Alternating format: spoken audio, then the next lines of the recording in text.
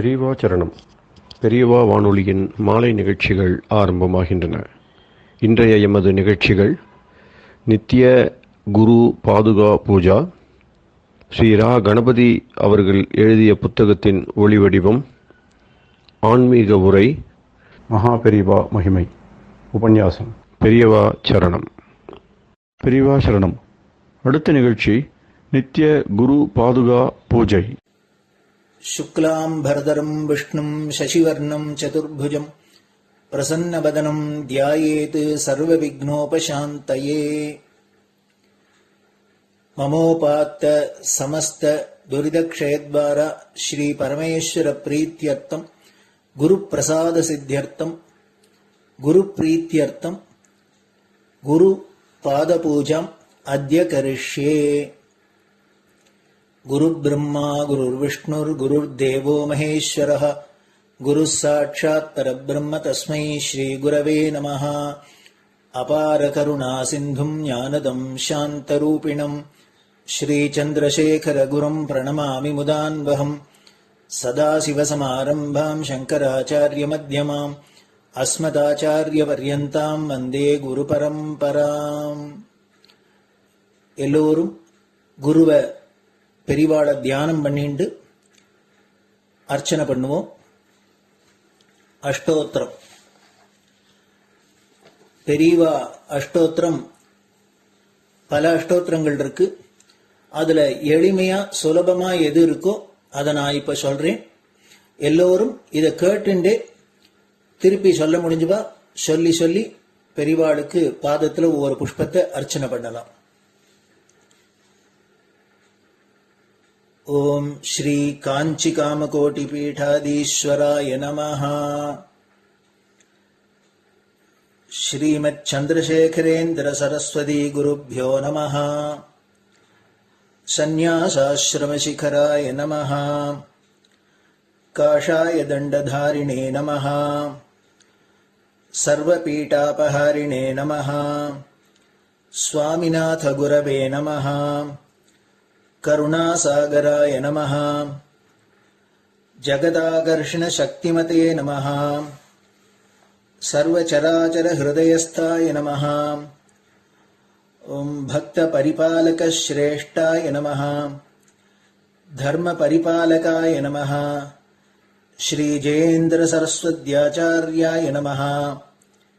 श्री विजयेन्द्र सरस्वती पूजिताय नमः. शिवशक्ति स्वरूपाय नमः. भक्ताभीष्ट प्रदायकाय नमः. ब्रह्मण्य पोषकाय नमः. ब्रह्म विष्णु शिवैक्य स्वरूपाय नमः. कांची क्षेत्रवासाय नमः. कैलाश शिखरवासाय नमः. स्वधर्म परिपोषकाय नमः. चातुर्वर्ण संरक्षकाय नमः. लोकरक्षण संकल्पाय नमः. ओम ब्रह्मनिष्ठापराय नमः. सर्वपापहराय नमः.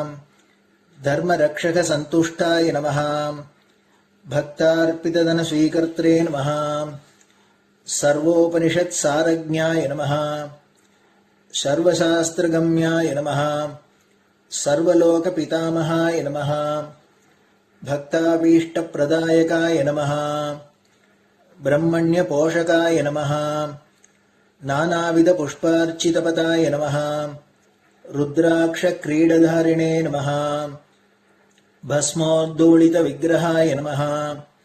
सर्वज्ञाय नमः. सर्वचराचर व्यापकाय नमः. अनेक शिष्य परिपालकाय नमः. मनश्चाञ्चल्य निवर्तकाय नमः. अभयहस्ताय नमः. भयापहाय नमः. यज्ञपुरुषाय नमः. यज्ञानुष्ठान रुचिप्रदाय नमः. यज्ञसम्पन्नाय नमः. यज्ञसहायकाय नमः. यज्ञफलदाय नमः. यज्ञप्रियाय नमः. उपमानरहिताय नमः. स्फटिक तुलसी रुद्राक्ष हारधारिणे नमः. चातुर्वर्ण समदृष्टये नमः. ऋग्यजुस्साम अथर्वणादि चतुर्वेद संरक्षकाय नमः. दक्षिणामूर्तिस्वरूपाय नमः जाग्रत् स्वप्न सुषुप्ति अवस्थातीताय नमः कोटिसूर्यतुल्यतेजोमय शरीराय नमः साधुसङ्गसंरक्षकाय नमः अश्वगज गोपूजा निर्वर्तकाय नमः गुरुपादुकपूजातुरन्तराय नमः कनकाभिषिक्ताय नमः स्वर्णबिल्वदलपूजिताय नमः सर्वजीवमोक्षदाय नमः मूकवाक्ताननिपुणाय नमः नेत्रदीक्षादानाय नमः द्वादशलिङ्गस्थापकाय नमः गानरसप्रियाय नमः ब्रह्मज्ञानोपदेशकाय नमः सकलकलासिद्धिताय नमः चातुर्वर्ण्यपूजिताय नमः अनेकभाषासम्भाषण कोविताय नमः अष्टसिद्धिप्रदायकाय नमः ओम श्री शारदामठसुस्थिताय नमः नित्यान्नदानसुप्रीताय नमः प्रार्थनामात्रसुलभाय नमः पादयात्राप्रियाय नमः नानाविधमतपण्डिताय नमः श्रुतिस्मृतिपुराणज्ञाय नमः देवयक्षकिन्नरकिंपुरुषपूज्याय नमः श्रवणानन्दकरकीर्तये नमः दर्शनानन्दाय नमः अद्वैतानन्दभरिताय नमः अव्याजकरुणामूर्तये नमः शैव वैष्णवादिमान्याय नमः श्रीशङ्कराचार्याय नमः दण्डकमण्डलोहस्ताय नमः वीणामृदङ्गसकलवाद्यनाथस्वरूपाय नमः रामकथारसिकाय नमः वेदवेदाङ्ग आगमादिसकलकलासतस्प्रवर्तकाय नमः हृदयगुहाशयाय नमः शतरुद्रीयवर्णितस्वरूपाय नमः केदारेश्वरनाथाय नमः अविद्यानाशकाय नमः निष्कामकर्मोपदेशकाय नमः लघुभक्तिमार्गोपदेशकाय नमः लिङ्गस्वरूपाय नमः सालग्रामसूक्ष्मस्वरूपाय नमः कालड्यां शङ्करकीर्तिस्तम्भनिर्माणकर्त्रे नमः जितेन्द्रियाय नमः शरणागतवत्सलाय नमः श्रीशैलशिखरवासाय नमः डमरुकनादविनोदाय नमः वृषभारूढाय नमः दुर्मदनाशकाय नमः आभिचारिकदोषहर्त्रे नमः मिताहाराय नमः मृत्युविमोचकशक्त्याय नमः श्रीचक्रार्चनतत्पराय नमः दासानुग्रहकारकाय नमः अनुराधानक्षत्रजाताय नमः सर्वलोकख्यातशीलाय नमः वेङ्कटेश्वरचरणपद्मषट्पदाय नमः श्री महात्रिपुरसुन्दरी समेत श्री चन्द्रमौलीश्वर पूजाप्रियाय नमः श्रीमच्चन्द्रशेखरेन्द्र सरस्वती सद्गुरु परब्रह्मणे नमः गुरुभ्यो नमः परमगुरुभ्यो नमः परमेष्टिगुरुभ्यो नमः परात्परगुरुभ्यो नमः गुरुपरम्पराभ्यां नमः गुरुपादुकाभ्यां नमो नमः. அடுத்தது ஊதுபத்தி இருந்தா அதை காமிச்சு தூபம், நெய் தீபம் இருந்தா காமிச்சு அதை நெய் தீபம் தீபம் காமிச்சுட்டு நைவேத்தியம் வெத்தலைப்பாக்கு பழம் இதுலேருந்து ஆரம்பிச்சு அவளுக்கு எது சௌரியமோ அதுபடி நைவேத்தியம் பண்ணலாம். அதுக்கு அடுத்தது கற்பூர ஹாரத்தி பண்ணி எல்லோரும் பிரதட்சிண நமஸ்காரம் பண்ணி பெரியவாள்கிட்ட பிரார்த்தனை பண்ணிண்டு எல்லோரும் க்ஷேமமா இருக்கணும், லோகம் பரம மங்களமா சௌக்கியமா இருக்கணும், எல்லோரும் வியாதி வெக்க இல்லாத ஆயுராரோக்கிய ஐஸ்வர்யத்தோட சாந்தம் அமைதியோட ஞான வைராக்கியத்தோட எல்லோரும் நல்லவர்களாயிருந்து நன்மையை அடையணும்னு பிரார்த்தனை பண்ணி இந்த பூஜையை தினம் செய்யலாம். குரு பிரம்மா குருர் விஷ்ணுர் குருர் தேவோ மகேஸ்வரः குரு சாட்சாத் பரபிரம்ம தஸ்மை ஸ்ரீ குரவே நமஹ. அபார கருணா சிந்தும் ஞானதம் சாந்தரூபிணம் ஸ்ரீ சந்திரசேகர குரும் பிரணமாமி முதான்வகம். சதாசிவசமாரம்பாம் சங்கராச்சாரிய மத்யமாம் அஸ்மதாச்சாரிய பர்யந்தாம் வந்தே குரு பரம்பராம். குரு பாத பூஜை நிறைவடைஞ்சது. பெரியவா சரணம். பெரியவா சரணம். பெரியவா வானொலியில் நேயர்கள் அடுத்து கேட்க இருப்பது ஸ்ரீ ரா கணபதி அவர்கள் எழுதிய புத்தகத்தின் ஒளி வடிவம். அளிப்பவர் ஸ்ரீமதி உமா சங்கர் அவர்கள். தேனினும் இனிய சொல்லான் தீச்சுடர் மேனி கொண்டான் ஊனுயிர்க்குயிரதான ஒன்றினைக் கலந்து நின்றான் ஏனினிக் கவலை நெஞ்சே இன்றுனக் அருள் செய்தான் இஞ்ஞானவான் காமகோட்டி நாதனை நம்புவோமே. ஜெய ஜெய சங்கர, ஹரஹர சங்கர. மகாபெரிவாளின் உபன்யாசங்களை ரா கணபதி அண்ணா தெய்வத்தின் குரல் என்ற பெயரில் 7 பாகங்களாக தொகுத்து அளித்ததின் 5ஆம் பாகத்தின் அடுத்த பகுதி ஸ்ரீ சங்கர சரிதம், சிங்கேரி சிறப்பு. ரொம்ப தூரம் இப்படி தெற்காக சஞ்சாரம் பண்ணி துங்கபத்ரா தீரத்தில் சிங்கேரிக்கு வந்தார்கள்.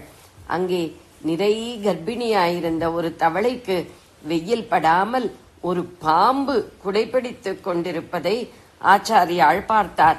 தவளையை கண்டால் நட்பு கொட்டி கொண்டு பிடித்து தின்னுகிற தவளையை கண்டால் நப்பு கொட்டி கொண்டு பிடித்து தின்னுகிற பாம்பு இப்படி பிரியமாக ரட்சிக்கிறதே. துவேஷம் தெரியாத இந்த பிரதேசத்தில் சாரதாம்பாள் கோயில் கொண்டால் எத்தனை நன்றாயிருக்கும் என்று நினைத்தபடி ஆச்சாரியாள் நதிக்கரையில் போய்க் கொண்டிருந்தார். சட்டென்று ஜல் ஜல்லும் நின்றது. என்ன ஆச்சு என்று திரும்பி பார்த்தார். என்ன ஆயிருந்ததென்றால், ஆற்றங்கரை மணலில் பாதம் புதைந்து புதைந்து அவள் நடந்து வந்ததில்தான் சிலம்பு ஓசை பண்ணவில்லை. இவர் திரும்பி பார்த்ததால் அவள் நின்று விட்டாள். எல்லாம் நல்லதற்கே, நாம் நினைத்ததற்கே அவளுடைய நிபந்தனையும் சாதகமாயிடுத்து என்று ஆச்சாரியாள் சந்தோஷித்து அங்கேயே சாரதாம்பாளை பீட்டம் பிரதிஷ்டை பண்ணி அமர்த்திவிட்டார். அந்த இடம் அவருக்கு ரொம்ப பிடித்து விட்டதால் அங்கேயே மட்டம் ஸ்தாபித்து பகுகாலம் வாசம் பண்ணி அவளை உபாசித்துக் கொண்டிருந்தார். புஸ்தகங்கள் எல்லாம் முதல் 16 வயதில் எழுதி முடித்த ஆச்சாரியாள் அப்புறம் 2ஆம் 16 வயசில்தான் 16 வருஷத்தில்தான் ஆசேது ஹிமாச்சலம் 3 தரம் தேசம் முழுக்க சஞ்சாரம் செய்து அநேக காரியங்கள் பண்ணினது. இந்த குறைந்த காலத்துக்குள்ளேயே அவர் மேக்சிமம் காலம் தங்கியிருந்தது சிங்கேரியில்தான் என்று சங்கர விஜயங்களிலிருந்து தெரிகிறது. சிங்கேரி மடத்துக்கு தனி விசேஷம் என்னவென்றால், மற்ற மட்டங்கள் ஆச்சாரியாள் உத்தேசித்து ஸ்தாபனம் பண்ணியவை. சார்தாம் என்று பாரத தேசத்தின் 4 கோடிகளில் 4 புராதன கஷேத்திரங்கள் உண்டு.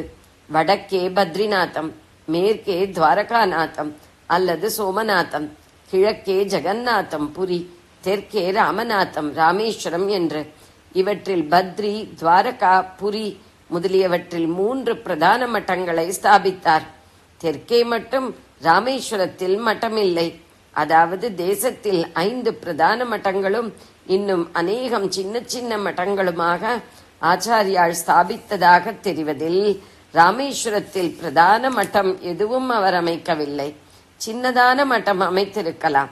பிற்காலத்தில் துருக்கர்கள் முதலானவர்கள் இந்து மத விஷயமாக ரொம்ப அக்கிரமமாக தூள் பண்ணி கொண்டு போன போது சின்ன மட்டங்களில் அநேகம் எடுபட்டே போய்விட்டதாக ஊகிக்க முடிகிறது. ஆனால் பிரதான மட்டங்களுக்கும் பாதிப்பு இருந்தாலும் அவை எடுபட்டு போவது என்று இல்லாமல் வேற்று ஊருக்கு இடம் மாற்றப்பட்டு அங்கே இருந்து நடந்து வந்திருக்கின்றன. அல்லது ஒரு காலத்தில் மூடி போனாலும் பிற்பாடு மறுபடி புத்துயிர் கொடுக்கப்பட்டிருக்கின்றன. நம்முடைய காஞ்சி மட்டம் நவாபுகள், இங்கிலீஷ்காரர்கள், பிரெஞ்சுக்காரர்களின் ரகளையில் காஞ்சிபுரத்திலிருந்து முதலில் உடையார்பாளையத்துக்கும் அப்புறம் கும்பகோணத்துக்கும் இடம் மாறிற்று. ஜோஷி மட் என்று சொல்கிற பத்ரியிலுள்ள இன்னொரு பிரதான மட்டமான ஜோதிர் மட்டம் ஒரு காலத்தில் மூடப்பட்டு அப்புறம் புத்துயிர் பெற்றிருப்பதாக அந்த மடத்துக்காரர்களே தெரிவித்திருக்கிறார்கள்.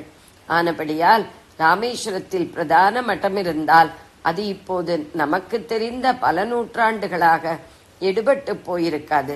அதனால்தான் துங்கபத்ரா தீரத்தில் உள்ள ஸ்ருங்கேரியில் ஆச்சாரியால் ஸ்தாபித்த மட்டமே தென் தேசத்துக்கான அவருடைய பிரதான மட்டம் என்று தீர்மானமாகிறது. ஆனாலும் மற்ற மட்டங்களை அவர் பிளான் போட்டு ஏற்படுத்தின மாதிரி இது இல்லை. இவர் பிளான் போட விடாமல் வித்யாதி தேவதையே ஸ்ருங்கேரியில் மடம் ஏற்படும்படியாக பண்ணிவிட்டாள். அந்த மடத்துக்கென குறிப்பாக ஏற்பட்ட க்ஷேத்திரம் ராமக்ஷேத்திரம் என்று வைத்திருக்கிறார். அது ராமேஸ்வரம் என்றே நடைமுறையில் இருக்கிறது.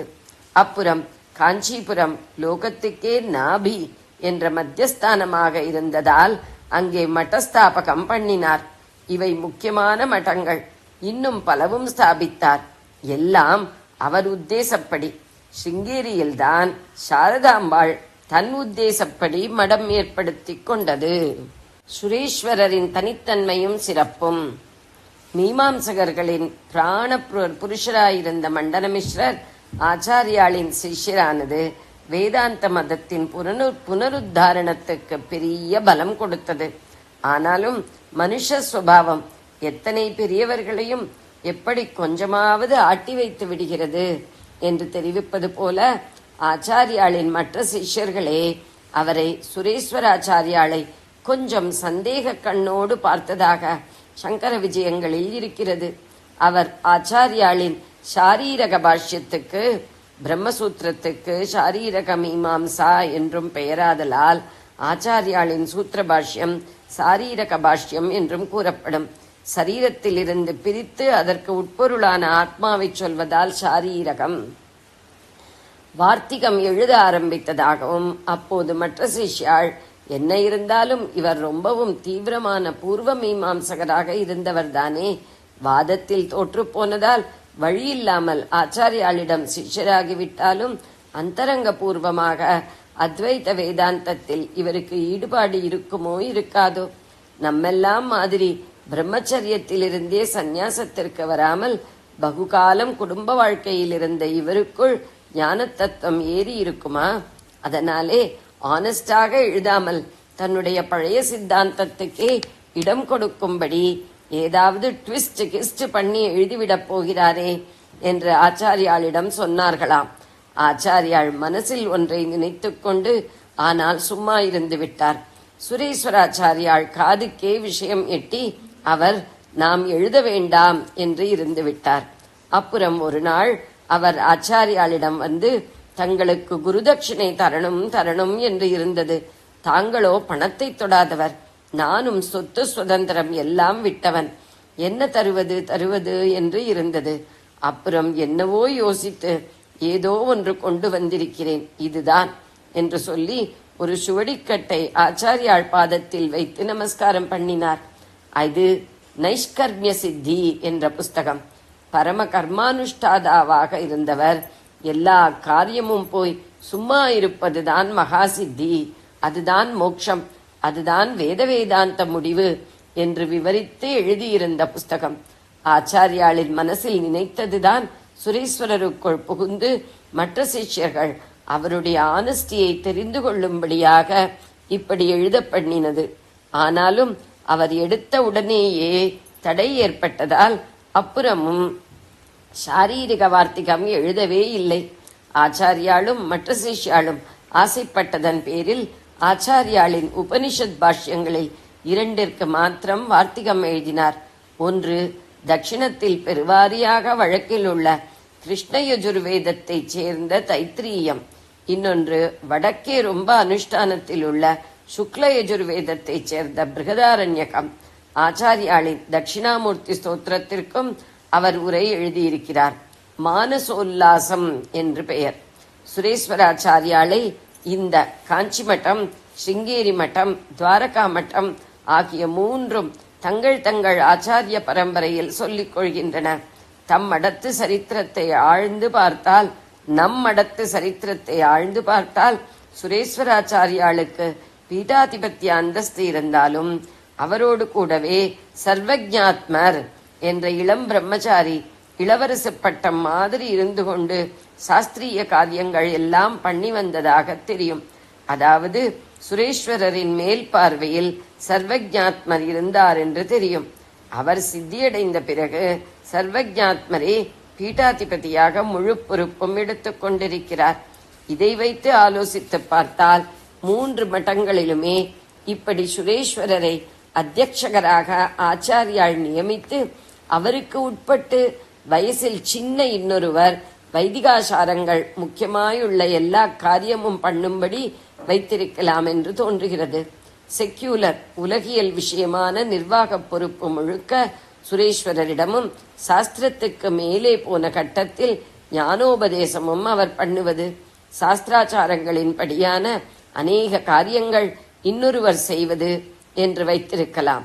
ஏனென்றால் வயசில் பெரியவர், மகா பண்டிதர், பூர்வ மீமாம்சகராக பெயரெடுத்தவர், செல்வத்தையும் செல்வாக்கையும் விட்டு சந்நியாசியானவர் என்று ஒரு பக்கம் சுரேஸ்வரருக்கு தனி கௌரவம் இருந்தது. இன்னொரு பக்கம் கிரகஸ்தாசிரமத்தில் இருந்து விட்டல்லவா துரியாசிரமத்திற்கு வந்தவர் என்ற எண்ணமும் சில பேருக்கு இருந்திருக்க இடம் இருக்கிறது. ஆச்சாரியால் தம்முடைய மட்டங்களின் கௌரவத்துக்கு பங்கமாக கொஞ்சம் சம்சயாஸ்பதமாக கூட எதுவும் எவரும் நினைக்க இடம் கொடுக்கப்படாது என்று நினைத்திருக்கலாம். சுரேஸ்வராச்சாரியாளின் விசேஷ கௌரவத்துக்கு தக்கதாக அவருக்கு ஒரு நியமனம் தர வேண்டும் என்றும் நினைத்திருக்கலாம். அதனால் இப்படி 3 பீட்டங்களில் அவரை அத்தியட்சகராக வைத்து அவருடைய மேற்பார்வையில் பிரம்மச்சரியத்திலிருந்து துரியாசிரமம் போன இன்னொருவர் பீட்டாதிபத்தியம் வகித்து சாஸ்திராச்சாரங்கள் பிரதானமாக உள்ள காரியங்களை எல்லாம் பண்ணும்படி ஏற்பாடு பண்ணியிருப்பார் என்று தோன்றுகிறது. மட்டாதிபதி, குரு என்றெல்லாம் ஒரு சந்நியாசிக்கு பொறுப்பு ஏற்பட்டால் அதற்கேற்ற செக்யூலர் காரியம், சாஸ்திரோக்த காரியம் ஆகியவையும் தான் சேர்கின்றன. சாஸ்திரோக்தமாக சிலது பண்ணும் சரீரத்துக்கு கிரகஸ்தாசிரம அனுபவங்கள் கொஞ்சமும் கிடையாது என்றால் அப்போது பொது பார்வையில் அதற்கு தனியான பரிசுத்தியும் கௌரவமும் தெரியத்தான் செய்யும். இந்த சந்நியாசியை விடவும் ரொம்ப ஜாஸ்தி சாஸ்திர கர்மா, அக்னி காரியங்கள் முழுக்க கிரகஸ்தனுக்கே உண்டு. அவ்வளவையும் பூர்வாசிரமத்தில் புஷ்களமாக பண்ணினவர் சுரேஸ்வராச்சாரியாள். அப்போது அவருக்கிருந்த பேரிலேயே காஞ்சிபுரத்தில் மண்டனமிஸ்ரா அக்ரஹாரம் என்று ஒரு வீதி இருக்கிறது. கிரகஸ்தர் வசிக்கும் இடத்துக்கு சந்நியாசியின் பெயரை வைப்பதை விட அந்த சந்நியாசியே உசந்த கர்மானுஷ்டாதாவாக இருந்தபோது அவருக்கிருந்த பெயரை வைப்பதுதான் பொருத்தம் என்று இப்படி வைத்தார் போலிருக்கிறது. ஆதியில் அவரிருந்த மாகேஷ்மதியில் இருந்தேதான் ஆச்சாரியாளோடு 200 பிராமண குடும்பங்கள் காஞ்சிபுரம் வந்து அங்கே குடியேறியதாக சொல்வார்கள். ஜெய ஜெய சங்கர, ஹரஹர சங்கர. பெரியவா சரணம். இந்நிகழ்ச்சியின் அடுத்த பகுதி நாளை மாலை இதே நேரத்தில் ஒளிபரப்பாகும். பெரியவா சரணம். பெரியவா சரணம். பெரியவா வானொலியில் நேயர்கள் அடுத்து கேட்க இருப்பது திரு கவிக்கண்ணன் அவர்களின் ஆன்மீக உரை. பெரியவா சரணம். ராம் ராம். ஸ்ரீ குருப்யோ நம. ஜெய ஜெய சங்கர, ஹர ஹர சங்கர. பெரியவா வானொலி நேயர்கள் அனைவருக்கும், மகா பெரியவாவுடைய பக்தர்கள் அனைவருக்கும் அடியேன் கவிக்கண்ணனின் அன்பு கலந்த நல்வாழ்த்துக்கள். ராம் ராம். ஜெய ஜெய சங்கர, ஹர ஹர சங்கர. ஸ்ரீ குருப்யோ நம. குருவருளும் திருவருளும் சேர்ந்து பார்த்து கொண்டிருக்கிறோம். இன்றைக்கு 31 பகுதி. குருவருள் இருந்தால் திருவருள் தானே தேடி வரும். குருவருள் பெறுவதற்கு திருவருளும் தேவை. அப்போ இந்த ரெண்டுமே சேர்ந்து போயிட்டே இருக்கும். இந்த ரெண்டும் சேர்ந்து இருக்கும்போது நமக்கு அது ஒரு பெரிய பெருவாழ்வை நமக்கு தரக்கூடியதாக அமைகின்றது. இது ஒரு சின்ன ஒரு பாட்டில் ஆரம்பித்து இன்றைய நிகழ்வை நம்ம தொடர போகிறோம்.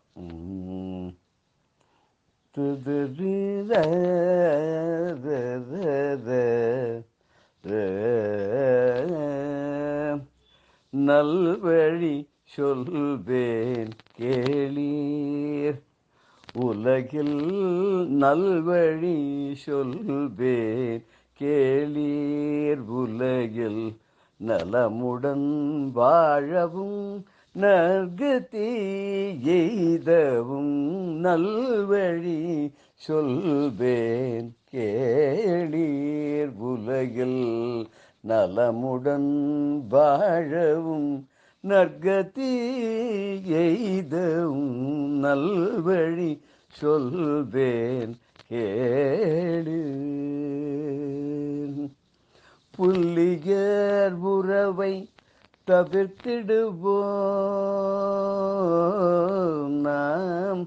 புல்லியர் உறவை தவிர்த்திடுவோம் நாம். நல்லதோர் குருவினை நாடிடுவோம். நல்லதோர் குருவினை நாடிடுவோம். ஒரு நல்வழி சொல்வேன் கேளீர். உலகில் நலமுடன் வாழவும் நற்கதி எய்தவும் நல்வழி சொல்வேன் கேளீர். குறையேதும் இல்லாதார் அவர் கூற்றுவனை அஞ்சாதார். குறையேதும் இல்லாதார் அவர் கூற்றுவனை அஞ்சாதார். இறைவனிடம் கையேந்தி யாண்டுமே செல்லாதார். இறைவனிடம் கையேந்தி யாண்டுமே செல்லாதார்.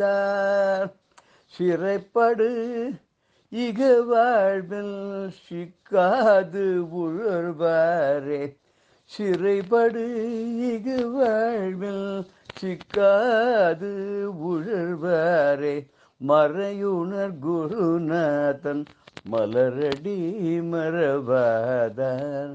மறையுணர் குருநாதன் மலரடி மறவாதார்.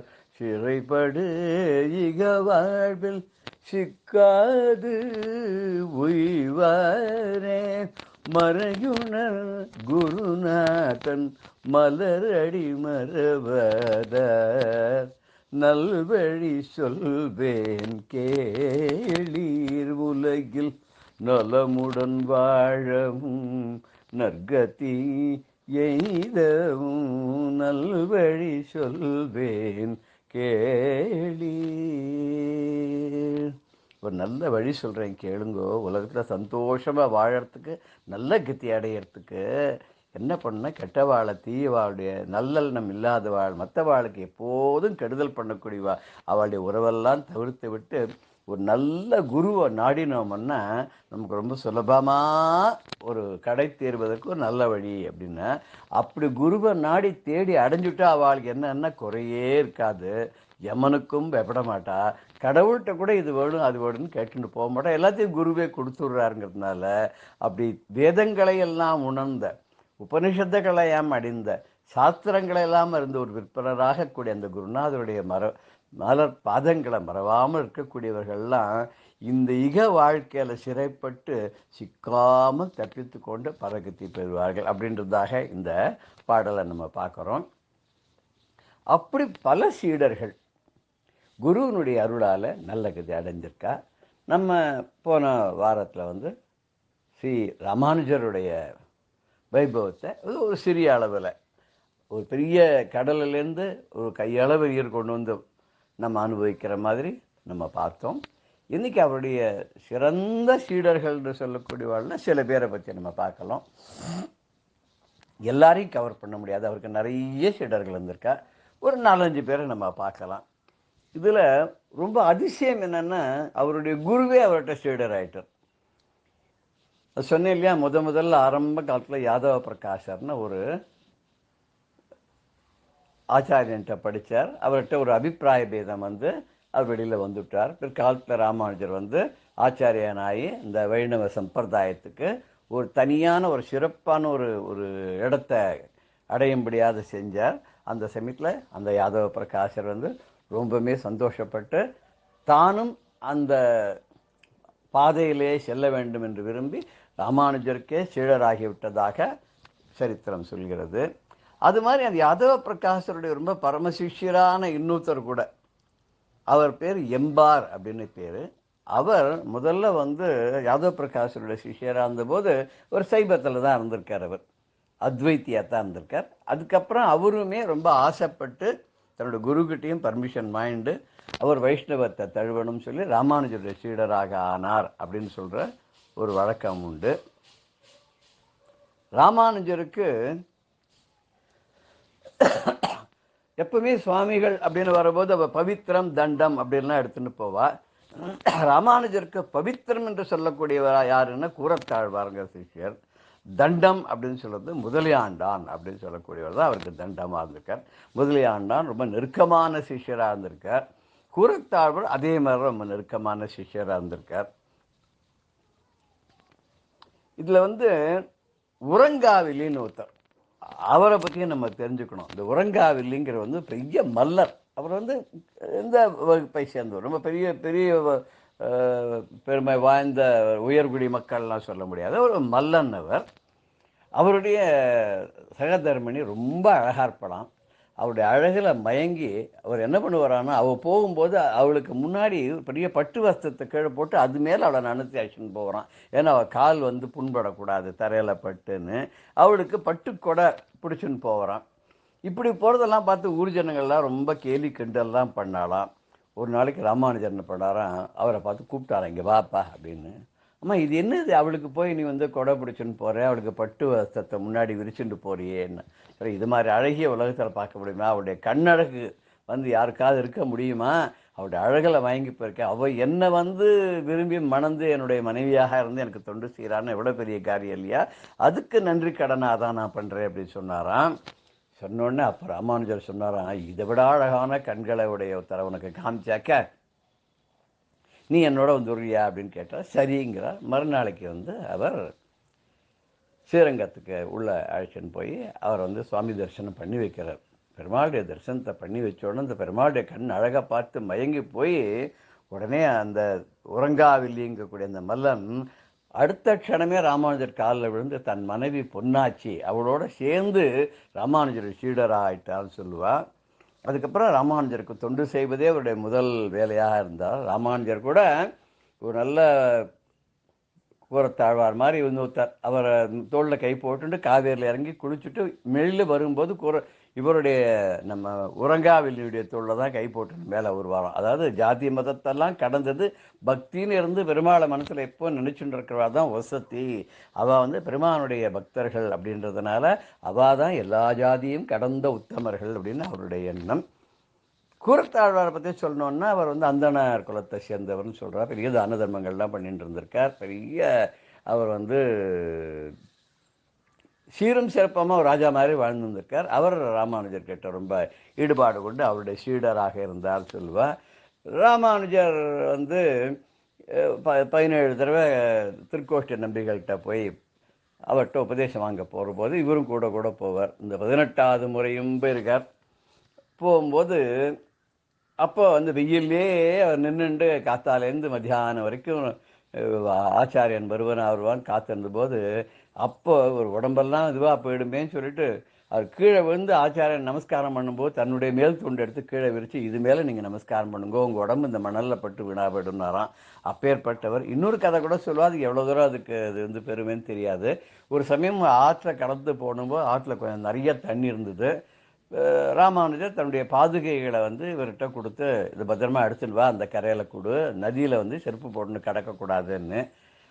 அந்த கரைக்கு போனப்புறம் எங்கப்பா என்னுடைய பாதுகைன்னு கேட்டால் தலைமையில் ஒரு பெட்டி வச்சுருக்கா, அதுக்கு மேலே வச்சுட்டு இருக்கிறது. அதுக்கு மேலே ராமானுஜர்கிட்ட எடுத்துக்கோங்க அப்படின்னு அவர் சொன்னார். அடாடாடா, இந்த பெட்டிக்குள்ளே என்ன இருக்குன்னு தெரியுமா? ராமருடைய விக்கிரகம், ரங்கனுடைய விக்கிரகம், எல்லாம் பெருமாளுடைய சால கிராமங்கள் எல்லாமே உள்ளே இருக்கிறச்ச அதுக்கு மேலே போய் என்னுடைய பாதுகையை வச்சிருக்கேப்பா, இது என்னது, இது தப்பு பண்ணிட்டே என்ன போது. அப்போ அவர் சொன்னாராம், அவர் என்னன்னா, எனக்கு நீங்கள் உங்களுக்கு பெருமாள் ரொம்ப பெரியவராக இருக்கலாம், எனக்கு குரு தான் பெரியவர், நீங்கள் தான் எனக்கு பெரியவர். உங்களுக்கு மிஞ்சி எனக்கு வேற ஒன்றும் கிடையாது. அதனால உங்களுடைய பாதுகை பத்திரமா இருக்கணுன்றதுனால உங்கள் பாதுகையை நான் மேலே வச்சிருந்தேன். பாதுகை தான் விசேஷம். இப்படி ராமனுடைய பாதுகை ரொம்ப விசேஷம். பாதுகா சகஸ்ரம் நிகமாந்த தேசிகன் பண்ணார் இல்லையா, எனக்கு உங்கள் பாதுகை தான் விசேஷம் அப்படின்னு சொன்னார் அப்படின்னு கூறத்தாழ்வார் பற்றி சொல்வார். இன்னொரு சமயத்தில் கூட சோழராஜா வந்து சைவத்துக்கு இம்பார்ட்டன்ஸ் கொடுத்துட்டு ஒரு சமயத்தில் வந்து சைவத்தை ஒத்துக்கணும்னு சொன்னபோது அத்வைத்தத்தை ஒத்துக்காத ராமானுஜரை வந்து பிடிச்சின்வான்னு சொல்கிற போது எதுக்குன்னா கண்ணை எடுத்துறதுக்காக. அப்போ கூறத்தாழ்வார் வந்து ராமானுஜருடைய காவிய உடைகளெல்லாம் தான் போட்டுண்டு ராஜா கிட்ட போய் இவருடைய கண்ணை அவன் எடுத்துட்டதாகவும், அதுக்கப்புறம் ஸ்ரீபெரும்புதூரில் போய் எங்கள் பெருமாளுடைய கருணையினால இவருக்கு பார்வை வந்ததுன்னு சொல்லுவாள். ராமானுஜர் அந்த சமயத்தில் வந்து இவர் என்ன பண்ணுறாருனாக்கா இதுக்கு அனுப்பிச்சி விடுறார், திருநாராயணபுரத்துக்கு அனுப்பிச்சி விடுறார், மேல்கோட்டைக்கு அனுப்பிச்சி விடுறார். இப்படி சீடர்கள்லாம் ரொம்ப உயர்ந்தவர்களாக இருந்திருக்கார். பட் இந்த கதையை திரிச்சு பல பேர் பல விதமாக சொல்லுவாள். அது வந்து உடையவருக்கும் பெருமை சேர்க்கணுன்றதுக்காக சில கதைகள் சொல்லுவாள். ராமானுஜர் எங்கேயும் ஓடிகிடியெல்லாம் ஒன்றும் போல, வெள்ளை வஸ்திரம்லாம் போட்டுட்டு போகலன்னு எனக்கு ஒரு வைஷ்ணவரே சொன்னார்.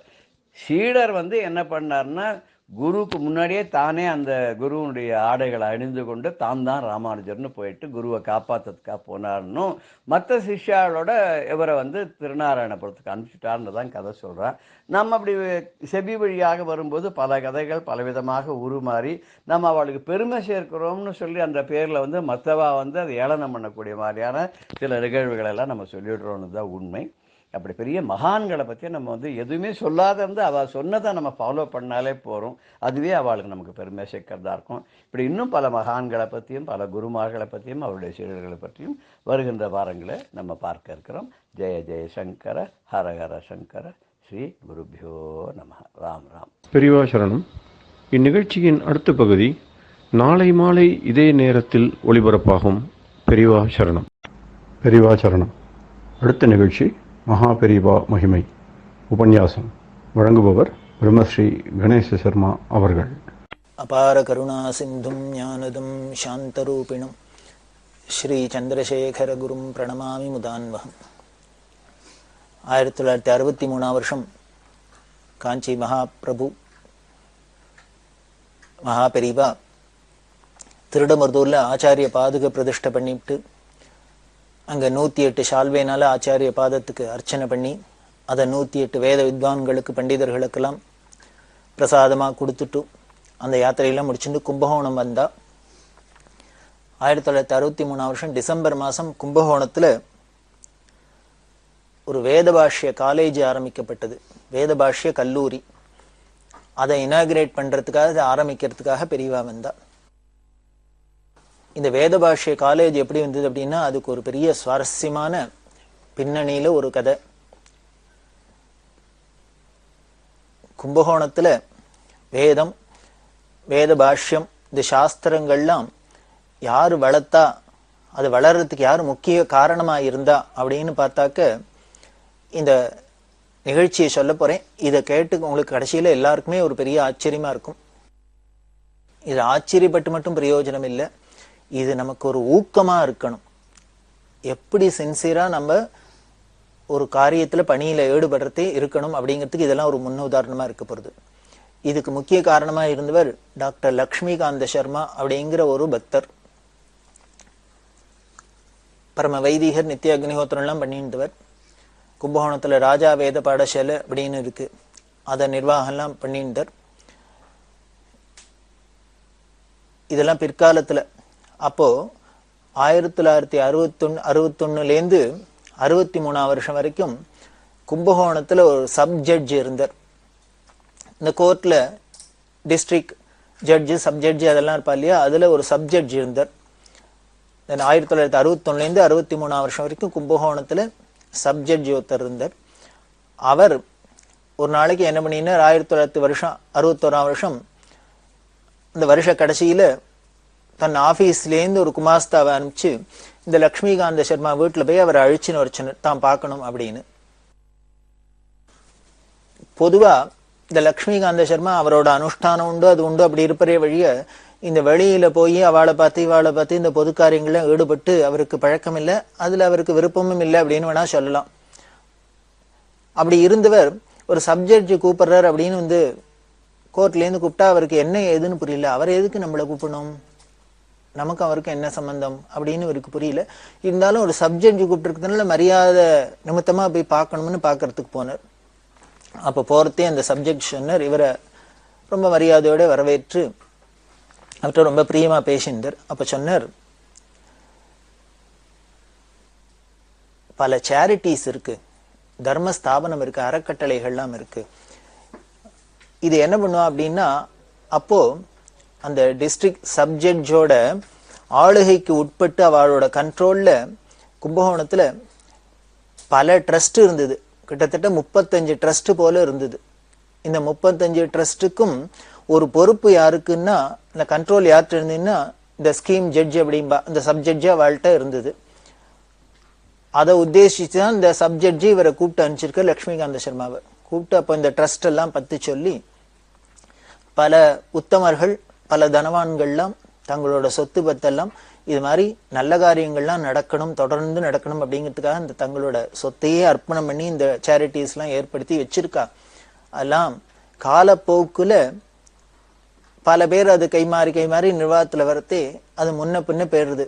என்ன உத்தேசத்துக்காக அந்த மூல புருஷர்கள் ஒரு அறக்கட்டளை ஆரம்பிச்சு தங்களோட அர்ப்பணத்தெல்லாம் சொத்தெல்லாம் அர்ப்பணம் பண்ணி இதெல்லாம் நன்னா நடக்கணும்னு நினைச்சாலோ காலப்போக்குல பார்த்தீங்கன்னா அவளோட அந்த எண்ணத்துக்கு சம்பந்தம் இல்லாத பல காரியங்கள் நடந்துட்டு இருக்கும். இதெல்லாம் விவரமா சொல்லி அப்படி பண்றது ரொம்ப தோஷம், பாப்பம். ஏன்னா பின்னால வர சந்ததிகளை நம்பிதான் அவ தங்களோட சொத்தெல்லாம் அர்ப்பணம் பண்ணிட்டு இந்த தர்மம் நடக்கணும்ட்டு போயிருக்கா. அதை நாம அவளோட உத்தேசத்துக்கு விரோதமா ஏதாவது பண்ணினோம்னா பெரிய பாபத்துக்கு ஆளாகணும். இது யாரா இருந்தாலும் சரி, அதுக்கு நேர்முகமாவோ மறைமுகமாவோ யாரு அதுல சம்பந்தப்பட்டிருந்தாலும் எல்லாருக்கும் உண்டு. நான் ஒரு சப்ஜெக்ட் என்ன, நான் தான் இதுக்கு பெரிய கண்ட்ரோலரா இருக்கிறதுனால எனக்கு இதெல்லாம் பார்த்தா மனசுக்கு வருத்தமா இருந்தது. அதனால இதெல்லாம் சரி பண்ணணும்னு ஒரு பிளான் வச்சுட்டு இருக்கேன். அதுல உங்களை பத்தி கேள்விப்பட்டேன். அதனால நீங்களும் இதுல எனக்கு கைங்கரியம் பண்ணணும், என்னோட ஹெல்ப் பண்ணணும், உங்களை ஈடுபடுத்திக்கணும் அப்படின்லாம் சொல்லிட்டு இப்படி 35 ட்ரஸ்ட்டுக்கு மேல அங்க இருந்தா கூட அதுல 2 ட்ரஸ்ட் ரொம்ப பெரிய ட்ரஸ்ட். அதாவது பெரிய ட்ரஸ்ட்னா நிறைய ஐஸ்வர்யங்கள்லாம் இருந்தது. அதுல ஒன்னும் அப்பா குட்டி ஐயர் சேரிட்டிஸ் அப்படின்னு ஒண்ணு, கோவிந்தகுடி அப்பா குட்டி ஐயர் சேரிட்டிஸ் அப்படின்னு ஒண்ணு இருந்தது. இன்னொன்னு கல்யாணராமையர் சேரிட்டிஸ் அப்படின்னு 2. இது 2 தான் நிறைய மூலதனத்தோட இருந்தது. அதனால முதல்ல இது 2ஐயும் கான்சன்ட்ரேட் பண்ணணுங்கிறதுக்காக அந்த சப்ஜெக்ட் சொன்னர் லட்சுமிகாந்த சர்மாட்ட, முதல்ல இந்த அப்பா குட்டியர் சேரிட்டிஸை எடுத்துப்போம். அவர் என்ன பர்பஸ்க்காக இந்த ட்ரஸ்ட்டை ஆரம்பிச்சு அதுக்கு இந்த ஐஸ்வர்யம் எல்லாம் கொடுத்துருக்காரோ அதுபடி நடக்கல. இப்போ அது நடக்கவே இல்லை. நீங்க ஒண்ணு பண்ணணும், இதை ட்ரஸ்டியா இருந்து இந்த ட்ரஸ்ட் நன்னா நடக்கிறாப்புல பண்ணணும். அது எதுக்கு அப்படின்னா வேத பாஷ்ய அபிவிருத்திக்காக அந்த ட்ரஸ்ட் அமைக்கப்பட்டிருக்கு. நீங்க முதல்ல வேத அபிவிருத்திக்கு முதல்ல பண்ணுங்க. இந்த பாடசாலை நன்னா நடந்தா தேவையில்லை, ஒண்ணுமே நடக்காத இருக்கு. நீங்க அதுக்கு நிர்வாக பொறுப்பை ஏத்துக்கணும். நீங்க ஒரு ட்ரஸ்டியா இருந்து இதை நடத்தணும். அதுக்காக தான் உங்களை கூப்பிட்டு அனுப்பிச்சிங்க. இதை எதிர்பார்க்கல லட்சுமிகாந்த சர்மா. அவர் உடனே சொன்னார், எனக்கு இது மாதிரி பொது காரியங்கள் ஈடுபட்டு பழக்கம் கிடையாது, எனக்கு அதுல ருச்சியும் கிடையாது. இதெல்லாம் ஈடுபட்டாக்க பல விதத்துல நல்ல பேரும் வரும் கெட்ட பேரும் வரும், எனக்கு அது பழக்கம் இல்லை, என்னை விட்டுடுங்கோ அப்படின்னார். என்னால இதை ஏத்துக்க முடியாது அப்படின்னு. இது லட்சுமிகாந்த சர்மா இப்படி ரிப்ளை பண்ணினோன்னு அந்த சப்ஜெக்ட் கொஞ்சம் கண்டிப்போட ஒரு கோபம்னு சொல்ல, அன்பு கலந்த கோபத்தோட சொன்னார், உங்களை மாதிரி மனுஷாலாம் என்ன பண்ணுவேள், இப்படிதான் ஏதாவது ஒரு நல்ல காரியத்துக்கு கூப்பிட்டா அதுல கான்ட்ரிபியூட் பண்ண மாட்டேள், கைங்கரியம் பண்ண மாட்டேள். ஆனா அதுல ஏதாவது தப்பு நடந்ததுன்னா குறை சொல்றதுக்கு மட்டும் ஒருவேளை எல்லாரும் அப்படின்லாம் கோச்சிண்டர். இவர் லட்சுமிகாந்த சர்மா பார்த்தாரு, இது என்ன வம்பா போச்சு, நம்ம பாட்டுக்கு வீட்டுல சிவனேன்னு இருக்கிறவாளை, நம்ம உண்டு நம்ம வேலை உண்டுன்னு இருக்கிறவாளை கூப்பிட்டு இவர் ஏதோ பல பேர் ட்ரஸ்ட் இருக்கு, அதுல நீ கைங்கரியம் பண்ணலன்னாக்க குறை மட்டும் சொல்வேள், கைங்கரியம் பண்ண வரமாட்டேன்னு கேட்கிறாரு அப்படின்னு அவருக்கு வருத்தமாகவும் இருந்தது. ஏன் இவர் இப்படி நம்மள போய் உலகத்துல கும்பகோணத்துல எத்தனையோ பேர் இருக்காளே அவள்லாம் கூப்பிட்டு கேட்டிருக்கலாமே, இவரையும் கூப்பிட்டு கேட்டார். அவருக்கு மனசுல இப்படி தாபம் வரத்தே உடனே அந்த ஜட்ஜே சொன்னார், ஒன்னே ஒண்ணு வச்சுங்கோ, இத்தனை பேர் இருக்கிற ஊர்ல உங்களை கூப்பிட்டு நான் இதை சொல்றேன்னா இது ஏதோ இறைவனோட ஆணைன்னு வச்சுங்கோ. அந்த தூண்டுதல்னால என்னமோ உங்களை கூப்பிட்டு சொல்லணும்னு இறைவன் எனக்கு கொடுத்த ஆக்ஞா நீங்க வச்சுக்கணும். அதனால நான் உங்களை கூப்பிட்டு கேட்கிறேன், நீங்க இதுல சேர்றதும் பணி செய்யறதும் பணி செய்யாதும் உங்களோட விருப்பம், அது வேற விஷயம். ஆனால் நீங்க இதுல சேர்ந்து கைங்கரியம் பண்ணலைன்னால் அதனால வர பாபம் உங்களை சேரும் அப்படின்னு. தட் மீன்ஸ் அந்த ட்ரஸ்ட் வேற ஏதானு நடக்க செயல்படலைனாலும் சரி, அதுல ஏதான் தப்பு நடந்தாலும் உங்களை சேரும் அப்படின்னு. இதை பார்த்தாரு சர்மா. அவருக்கு ரொம்ப ஷாக்கா போயிடுத்து. இது வம்பா போச்சு, நாம பாட்டுக்கு வீட்டுல இருந்து அவளை கூப்பிட்டுட்டு நீ கைங்கரியம் பண்ணணும், பண்ணலைன்னா உனக்கு பாபம் வரும்லாம் வேற ஒரு பயமுறுத்துறாரு அப்படின்னு. என்ன பண்றதுன்னு தெரியல, ரொம்ப குழம்பி போயிட்டார். உடனே என்ன சொன்னார், எனக்கு இது மாதிரிலாம் சொன்னா என்ன பண்ணுறதுன்னு தெரியல, இன்னைக்கு ஒரு நாள் டைம் கொடுங்கோ, நான் யோஜனை பண்ணிட்டு சொல்றேன் அப்படின்னு.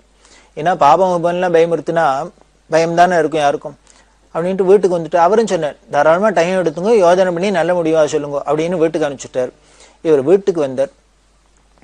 வீட்டுக்கு வந்த லட்சுமிகாந்த சர்மாக்கு என்ன பண்றதுன்னு புரியல. அதனால ஒரே குழப்பம். யோஜனை பண்ணி எல்லாத்துக்கும் ஒரே தீர்வு, ஒரே புகலிடம் பெரியவா தான். அதனால பெரியவாளுக்கு இந்த விஷயத்தை தெரிவிப்போம், பெரியவா என்ன சொல்றாளோ அதுபடி நாம நடக்கலாம் அப்படிங்கிற தீர்மானத்துல என்ன பண்ண, பெரியவா இப்ப இளையாத்தங்குடிங்கிற இடத்துல இருந்தா.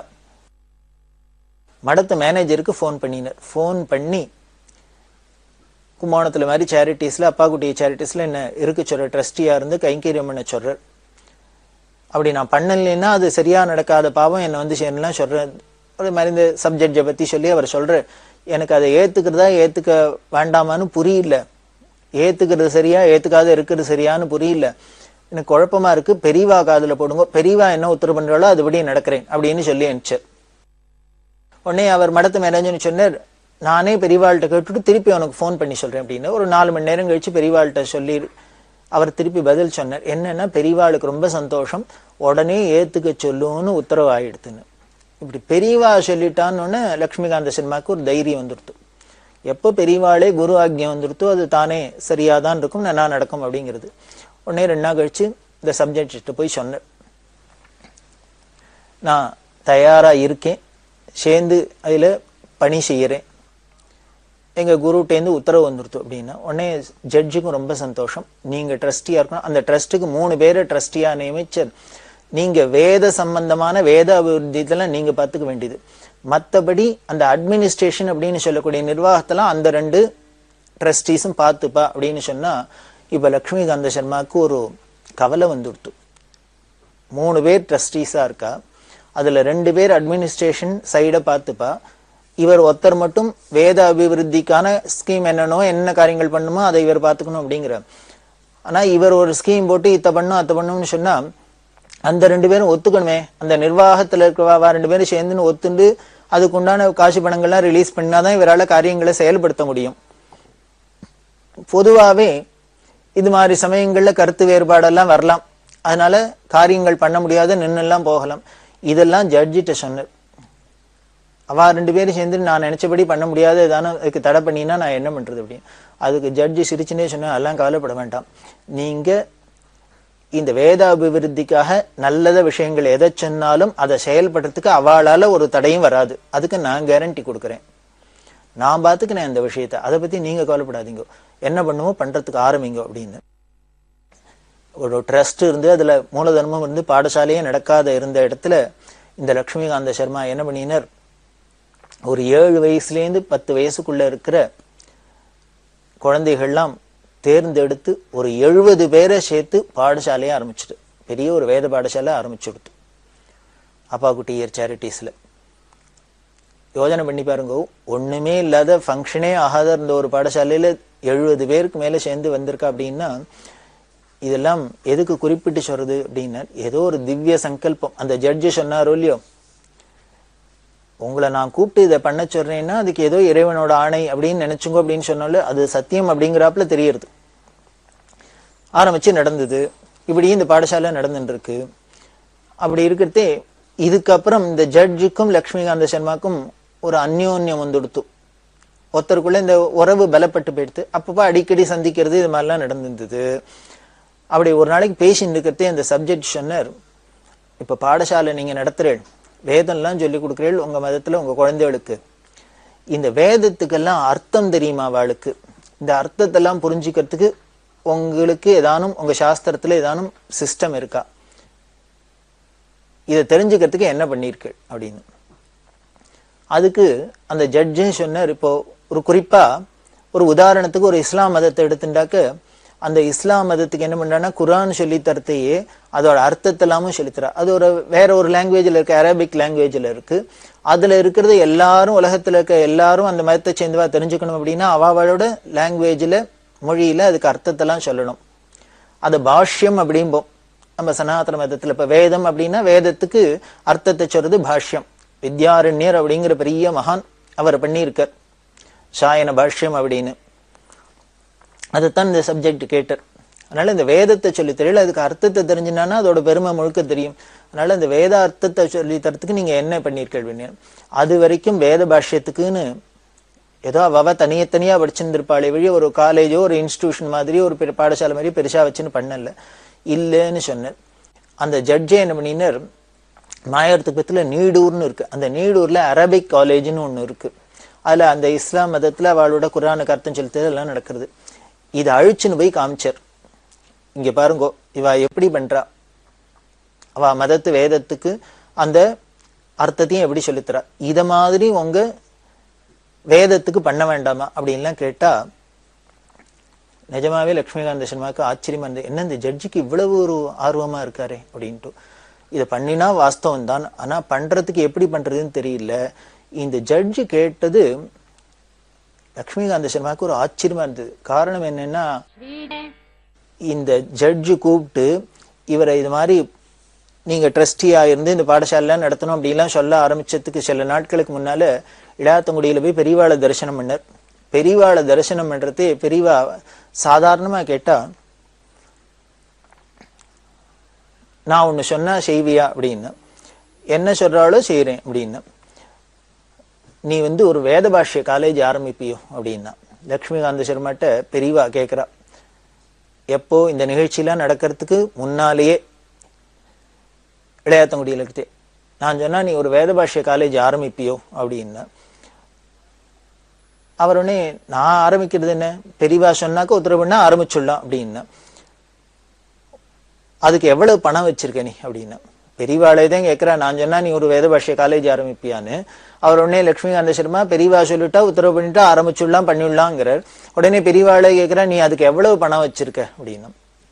அவர் சொன்னார், எனக்கு இது தெரியாது, பணம் என்கிட்ட இல்லை, இப்போ இருந்தா கூட பெரியவா ஒண்ணு வேத பாஷ்ய காலேஜ் பண்ணணும்னு ஆசைப்பட்டு அதுக்கு உத்தரவு பண்ணிட்டாள்னா அனுகிரகம் பண்ணிட்டாள்னா நான் எங்கேயானும் போய் சம்பாதிச்சுன்னு யார்ட்டையானும் கேட்டு யாச்சகம் பண்ணி இந்த காலேஜ் ஆரம்பிச்சு நடத்திவிடலாம் வேத பாஷ்ய காலேஜ் அப்படின்னு சொல்லி இருக்கா.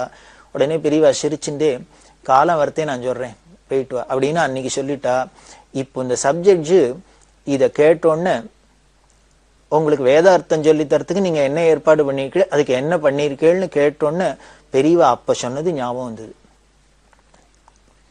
ரொம்ப ஆச்சரியமா இருந்தது. என்ன பெரியவாளுக்கு தீர்க்க திருஷ்டி, என்னமோ பின்னால யாரையோ பார்க்க போறோம், யாரோ எதுக்கோ கேட்க போற தூண்ட போறோங்கிறதுக்கு பெரியவா எப்படி முன்னாலேயே இதை டாபிக்கை ஓபன் பண்ணி வச்சிருக்காங்க. இப்படி பெரியவா அப்ப சொன்னதுக்கும் இப்ப நடக்கிறதுக்கும் லிங்க் புரிஞ்சு கொடுத்து உடனே அவர் சப்ஜெக்ட் சொன்னார், நான் எங்க ஆச்சாரியாளுக்கா பெரியவாள்கிட்ட போய் கேட்டுன்னு வரேன் அப்படின்னு. பெரியவாள்கிட்ட போய் கேட்டார். பெரியவாளுக்கு பரம சந்தோஷம். ஆரம்பி அப்படின்னா, வேத பாஷ்ய காலேஜ் ஆரம்பி அப்படின்னா. அப்ப பெரியவா சொல்றா, நான் அந்த வேதத்துக்கும் வேதத்தை வளர்க்கறதுக்கும் சாஸ்திரத்துக்கும் எத்தனையோ சொல்றேன். எல்லாரும் இந்து மதத்துல அத்தனை பேர் இருக்கீள், எல்லாரும் பக்தாங்கிறே மடத்து பக்தாங்கிறே என்கிட்ட பக்திங்கிற இவ எல்லாரும் நான் சொல்றத கேட்கிறாளோ இல்லையோ, நான் எல்லாத்தையும் சொல்லியுமே பல பேர் கேட்க மாட்டேங்கிறா. ஆனால் நான் அந்த ஜட்ஜை பார்த்தது கூட இல்லை, அவர் என்ன பார்த்தது கூட இல்லை, நான் அவர்கிட்ட சொன்னது கூட இல்லை, அவர் என்கிட்ட பேசினது கூட இல்லை. ஆனா எனக்கு பிடிச்சது அத்தனையும் நான் சொன்னது எத்தனையும் அவர் செஞ்சுன்னு இருக்கார் அப்படின்னு அவரை ரொம்ப பாராட்டினா. அவசியம் ஆரம்பினா. ஆனா சர்மா ஒரே ஒரு கண்டிஷன் போட்டார், இந்த இனாகுரேஷனுக்கு பெரியவா தான் வரணும். ஏன்னா இது ஒரு பெரிய அபூர்வமான விஷயம், இதை பெரியவா தான் இந்த வேத பாஷ்ய காலேஜ் ஆரம்பிச்சு வைக்கணும் அப்படின்னு. ஆஹா அப்படின்னு உத்தரவு பண்ணிட்டா. இதை இந்த ஜட்ஜிட்டு சொன்னோன்னு ஜட்ஜுக்கு ரொம்ப சந்தோஷம். சரி டேட் எல்லாம் ஃபிக்ஸ் பண்ணுங்க அப்படின்னு விட்டா. பெரியவாள்கிட்ட கேட்டு 1963 டிசம்பர் மாசம் 12ஆம் தேதி அன்னைக்கு கும்பகோணத்துல இந்த வேத பாஷ்ய காலேஜை ஆரம்பிக்கிறது அப்படின்னு தீர்மானம் வச்சு, அதுக்காக தான் பெரியவா திருடமருதூர்ல இருந்து கும்பகோணத்துக்கு வரா. டேட் எல்லாம் ஃபிக்ஸ் பண்ணியாச்சு. அதுக்கு முன்னால என்ன பண்ணினா, அந்த சப்ஜெக்ட் கேட்டர், உங்க பெரியவாளை நான் பார்க்கலாமா அப்படின்னு. லட்சுமிகாந்த சர்மா சொன்னார், நான் பெரியவாள்கிட்ட போய் கேட்டுன்னு வரேன், அவ உத்தரவு கொடுத்தா பார்க்கலாம் அப்படின்னு. பெரியவா அப்போ கல்யாணபுரம் அப்படிங்கிற இடத்துல இருந்தா, வேப்பத்தூருக்கு பக்கத்துல. பெரியவாள்கிட்ட போய் சொன்னார், இந்த ஜட்ஜு பெரியவாளை தரிசனம் பண்ணணும்னு ஆசைப்படுற அப்படின்னு. பெரியவாளே ரொம்ப சந்தோஷம், அழிச்சுடுவா அப்படின்னுட்டா. இவர் அழிச்சுன்னு போனா அன்னைக்கு மகா பிரளயமா கொட்டின்னு இருக்கு மழை. அந்த மழையில தான் கார்ல இந்த ஜட்ஜ் அழிச்சுன்னு லட்சுமிகாந்த சர்மா போறார். பெரியவா வித்வான்களோட எல்லாரும் பக்தாளோட பேசின்னு இருக்கா. இவர் லட்சுமிகாந்த சர்மா என்ன பண்ணார், இந்த ஜட்ஜை கார்லயே உட்காத்தி வச்சுட்டு இவர் பெரியவாள்கிட்ட போய் சொன்னார், ஜட்ஜ் வந்திருக்கான்னு. பெரியவா உடனே பக்கத்துல ஒரு வீட்டை காமிச்சு அங்க அழிச்சுன்னு போய் இவர் உட்காத்தி வை, நான் வந்துடுறேன் அப்படின்ட்டா. இவர் அங்க போய் உட்காத்தி வைக்க பெரியவா மழையில நினைஞ்சுன்னு குடுகுடுன்னு தானே வந்துட்டா. வந்து அந்த ஜட்ஜை பாக்குறா முதல்ல. அவர் கையை கும்பிட்டு நின்றுட்டே இருந்தார். பெரியவா என்ன பண்ணா, அவளை உறவுகாராளை பத்தி இவாளை பத்தி எல்லாம் விசாரிக்க ஆரம்பிச்சுட்டா. இந்த ஜட்ஜுக்கு ஆச்சரியமா இருந்தது, நாமளே இப்பதான் முதல்ல பாக்குறோம், என்னடான்னு நம்ம பூர்வோத்தரத்தெல்லாம் பெரியவா பேசுறாளே கேட்கிறாளேன்னு. கண்ணால தாரதாரையே தண்ணி கொட்ட ஆரம்பிச்சுடுத்து. அவர்கிட்ட பெரியவா என்ன பண்ணினா எல்லாத்தையும் விசாரிச்சுட்டு அவர்கிட்ட பதிலாம் வேண்டு ஒரு பட்டு சால்வையெல்லாம் கொடுத்தா, பிரசாதத்தை கொடுத்தா, எல்லாம் பண்ணி நல்ல காரியம் பண்ணிட்டு க்ஷேமமா இருக்கும் அப்படின்னு அவருக்கு ஆசீர்வாதம் பண்ணினா இவ 2 பேரையும் அனுப்பிச்சுட்டா. இந்த லட்சுமிகாந்த சர்மாவும் ஜட்ஜும் போயிருக்கார். இந்த வேத பாஷ்ய காலேஜை பத்தி இதை பத்தியே ஒண்ணுமே பேசல. அவளுக்கு தரிசனம் கொடுத்து அவளோட பூர்வோத்தரத்தை விசாரிச்சு குடும்பத்தில் அவர்த்த விசாரிச்சுட்டு அனுப்பிச்சுட்டா. வந்துதான் இப்போ டிசம்பர் மாசம் 12ஆம் தேதி கும்பகோணத்துல ஏற்பாடாயிருக்கு. அந்த ஏற்பாடுல பார்த்தா 5000க்கும் மேற்பட்ட ஜனங்கள் கூடியிருந்தா. டவுன் ஹை ஸ்கூல்ல தான் நடந்தது.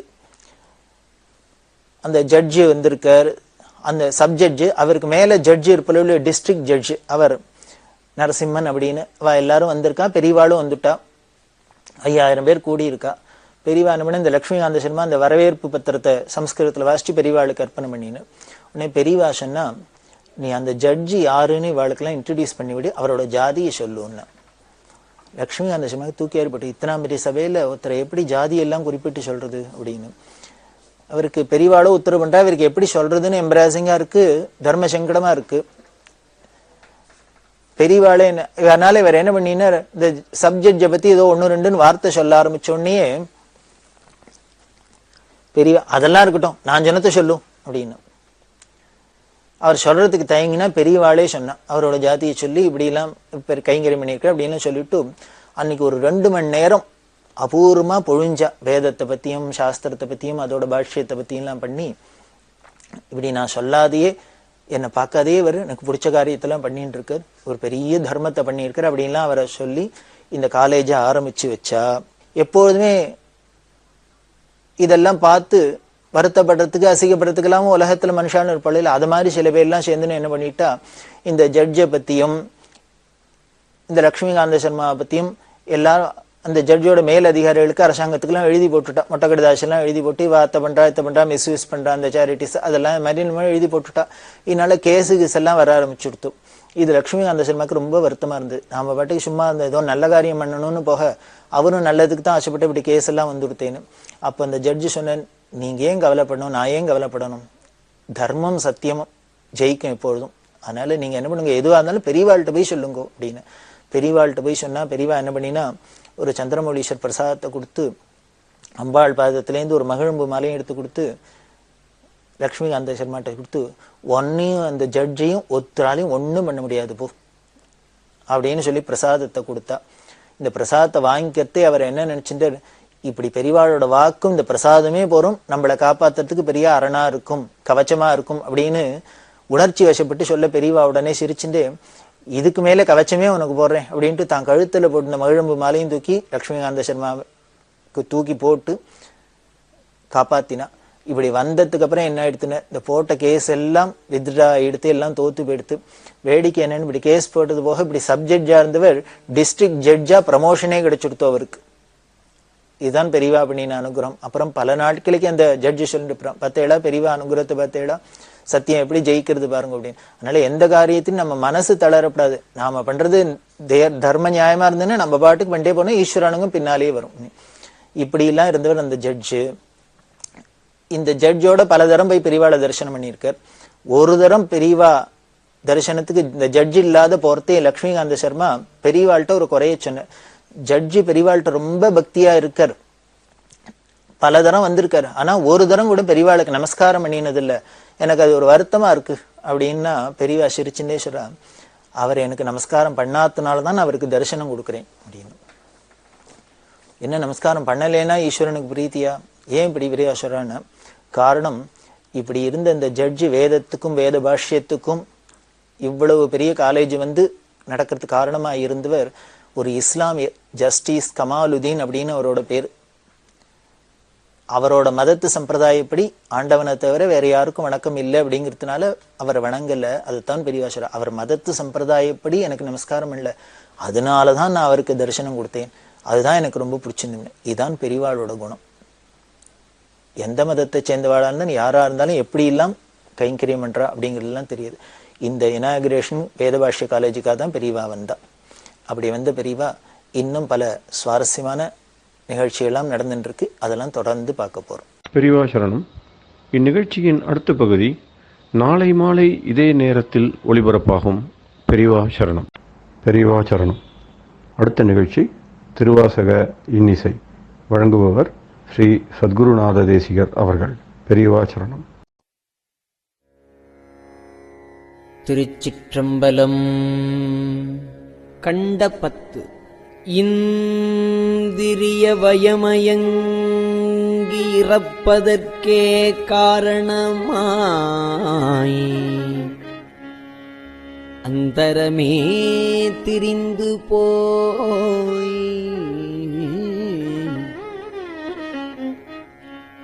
அருநரகில் வீழ்வேற்கு சிந்தைதனை தெளிவித்து சிவமாக்கியனை ஆண்ட அந்தமிலா ஆனந்தம் அணிகுள் தில்லை கண்டேனே.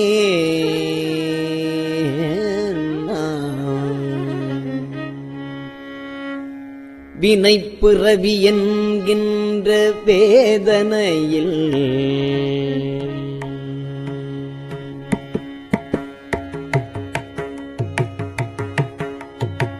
வினைப்பிறவி என்கின்ற வேதனையில் அகப்பட்டு தன்னை சிறிதும் நினையாதே, தன்னை சிறிதும் நினையாதே தளர்வெய்தி கிடப்பேனை என்னை பெரிதும் ஆட்கொண்டு, என்னை பெரிதும் ஆட்கொண்டு என்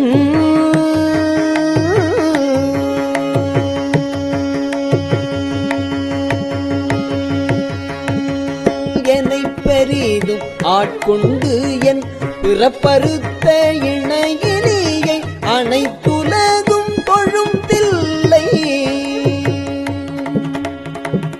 அனைத்துலகும் தொழும் தில்லை அம்பலத்தே கண்டேனே, அம்பலத்தே கண்டேனே. கண்டே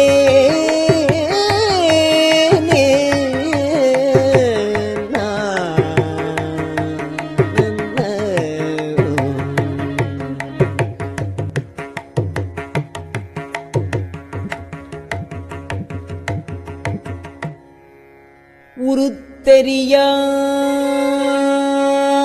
காலத்தே உள் புகுந்து என் உளம் மன்னி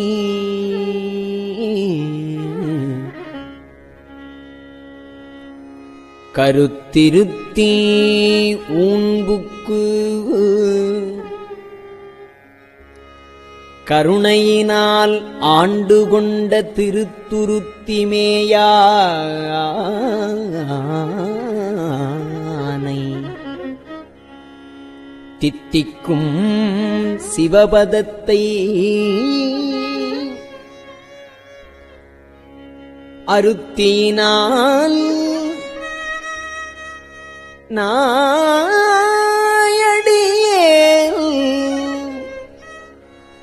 அணிகுள் தில்லை கண்டேனே.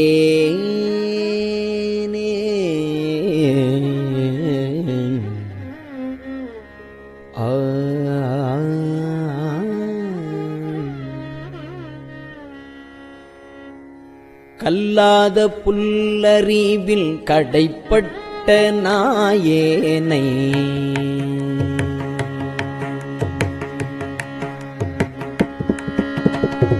கல்லாத புல்லறிவில் கடைப்பட்ட நாயேனை வல்லாளனாய் வந்து வனப்பெய்தி இருக்கும் வண்ணம் பல்லோரும் காண என்றன் பசுபாசம் அறுத்தானை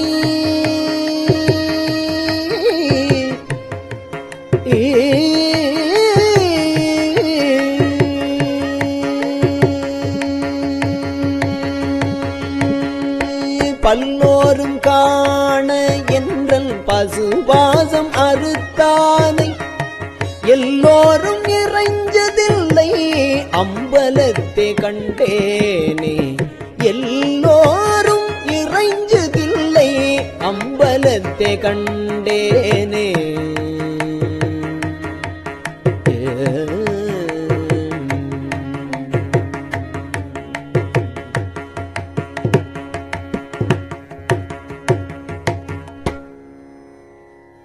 சாதி குலம் பிறப்பு என்னும் சுழிப்பட்டு தடுமாறும் ஆதமிலி நாயேனை அல்லலறுத்து ஆட்கொண்டு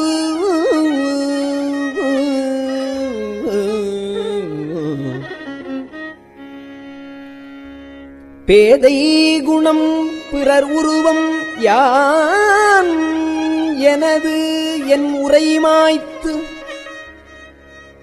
கோதில் அமுதானானை குலாவு தில்லைக் கண்டேனே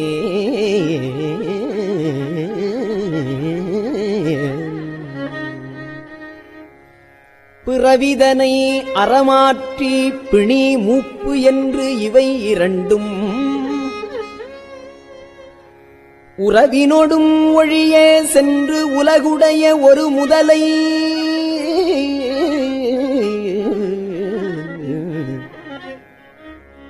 செறிபொழில் சூழ் தில்லை நகர் திருச்சிற்றம்பலம் மன்னி மறையவரும்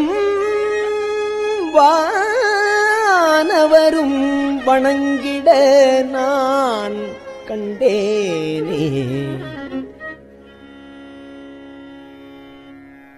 பத்திமையும் பரிசுமில்லா பசுபாசம் அறுத்தருளே பித்தன் இவன் என என்னை ஆக்குவித்து பேராமே பத்திமையும் பரிசுமில்லா பசுபாசம் அறுத்தருளே பித்தனிவன் என என்னை ஆக்குவித்து பேராமே சித்தமெனும் திண்கயிற்றால்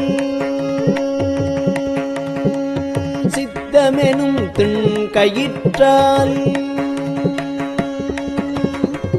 சித்தமெனும் திண்கயிற்றால் திருப்பாதம் கட்டுவித்த வித்தகனார் விளையாடல் சித்தமெனும் திண்கயிற்றால் திருப்பாதம் கட்டுவித்த வித்தகனார் விளையாடல் விளங்குதில்லை கண்டேனே வித்தகனார் விளையாடல் விளங்குதில்லை கண்டேனே விளையாடல் விளங்கு தில்லை கண்டேனே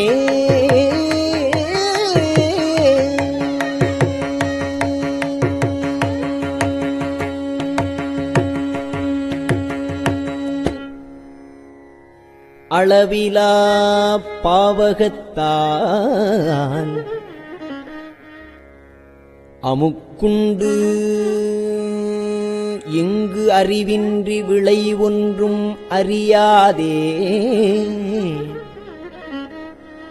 வெறுவியனாய் கிடப்பேனுக்கு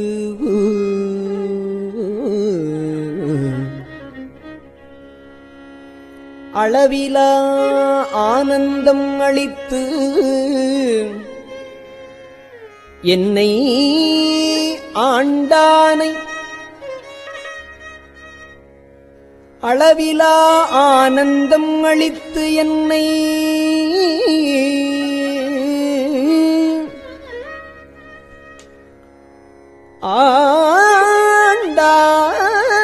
ஆண்டானை களவிலாவானவரும்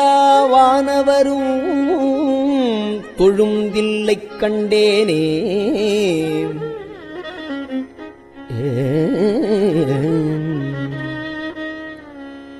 பாங்கினொடு பரிசொன்றும் அறியாத நாயேனை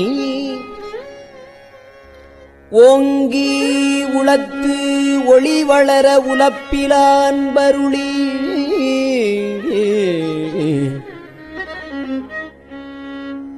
வாங்கி வினை மலம் அறுத்து வான் கருணை தந்தானை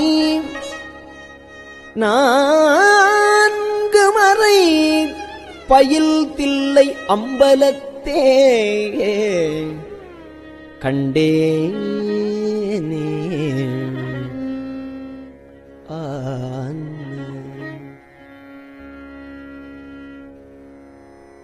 பூதங்கள் ஐந்தாகி புலனாகி பொறியாகி பூதங்கள் ஐந்தாகி புலனாகி பொறியாகி வேதங்கள்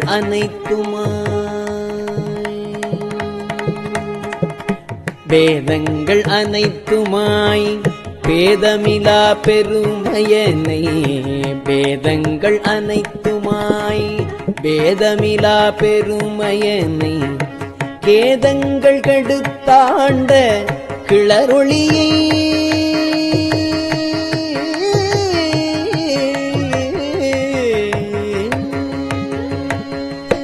கேதங்கள் கெடுத்தாண்ட கிளரொளியை மரகதத்தை கேதங்கள் கடுத்து ஆண்ட கிளரொளியை மரகதத்தை வேதங்கள் தொழுது ஏத்தும்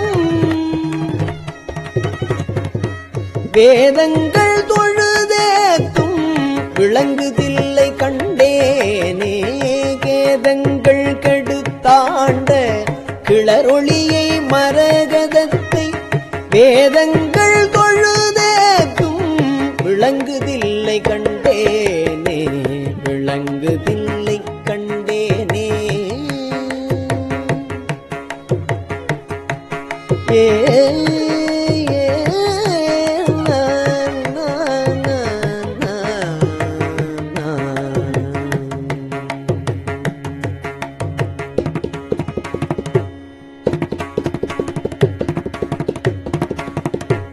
திருச்சிற்றம்பலம்.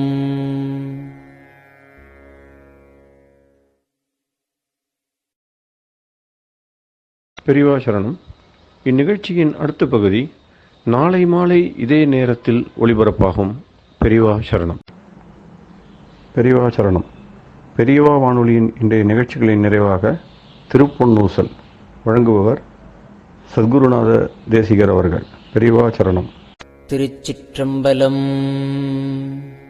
திருப்பொன்னூசல். உன்னற்கரியதிரு உத்தர கோசமங்கை உன்னற்கரியதிரு உத்தர கோசமங்கை மன்னி போலிந்திருந்த மன்னி போலிந்திருந்த மாமரையோன் தன் புகழே பன்னி பணிந்திரஞ்ச பாவங்கள் பற்றறுப்பான் அன்னத்தின் மேலேறி அன்னத்தின் மேலேறி ஆடும் அணி மயில் போல் என்னத்தன் என்னையும் ஆட்கொண்டான் எழில்வாடி பொன்போத்த பூநூலையும்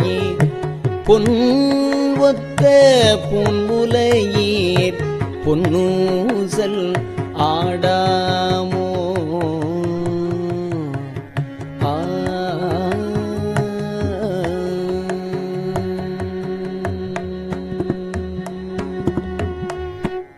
திருச்சிற்றம்பலம்.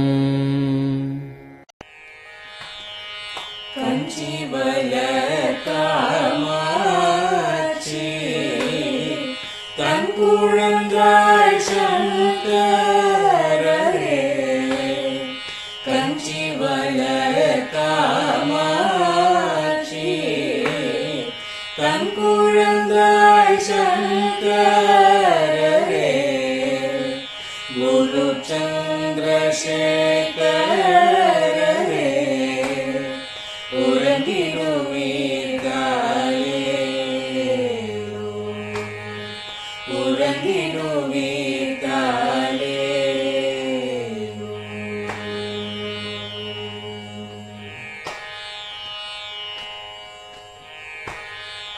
ஆதிகுரு சங்கரராய் அன்றொரு நாள் வந்தவரே 68 பீட்டபதி காலே ஏழுலகும் பூப்பவரே காப்பவரே கடப்பவரே எல்லோர்க்கும் அருள்பவரே உறங்கிடுவீராலே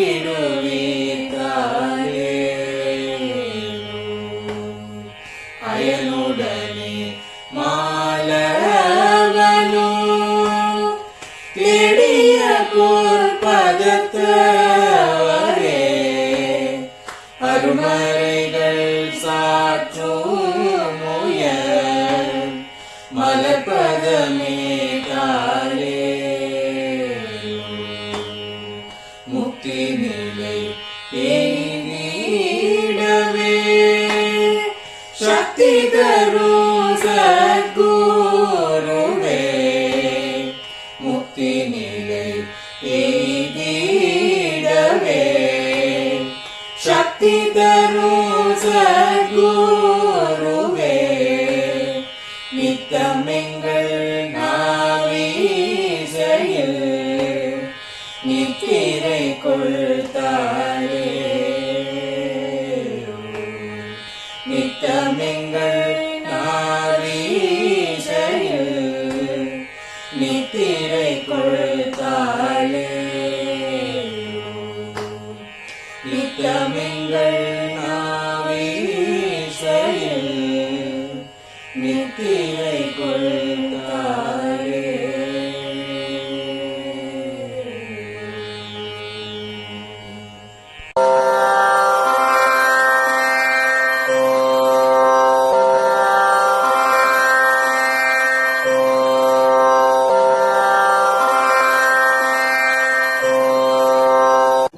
பெரியவாசரணம். பெரியவா வானொலியின் மாலை நிகழ்ச்சிகள் இத்துடன் நிறைவடைகின்றன. எமது அடுத்த ஒளிபரப்பு நாளை காலை இந்திய நேரப்படி 6 மணிக்கு துவங்கும். பெரியவாசரணம்.